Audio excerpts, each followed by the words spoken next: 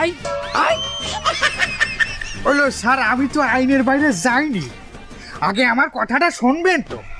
আমাদের স্টেশনে কুলিদের একটা নিয়ম আছে, যার বস্তা সেই টানুক আর কুলি টানুক, এই বস্তার টাকা তো দিতে হবে। আমি যদি আইনের বাইরে যায় থাকি তাহলে আমার জুতো আপনার গাল। এ কার জুতা কার গাল কইলি তুই? না আপনার গাল আমার জুতো। এবার এই তুই তো ঘুরে ফিরে একই কথা কইতে আসছিস। আমার জুতা তোর গাল কিচ্ছু না, তোর জুতা তোরই গাল। কথা কি অশিক্ষিত রে তোরা, অশিক্ষিত। এই আপনি কথা কম কন, অগ নিয়ম আছে, এখানে টাকা দিতে হইবে। আপনি টানেন আর আমি টানি। আপনি টাকা দেন, তোর বিল কত? 150 টাকা। 150 টাকা এখনই দেন, কোনো কথা হবে না। দেওয়াই লাগবে।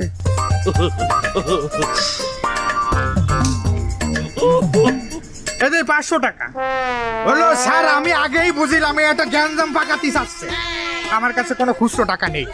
খুঁজছে না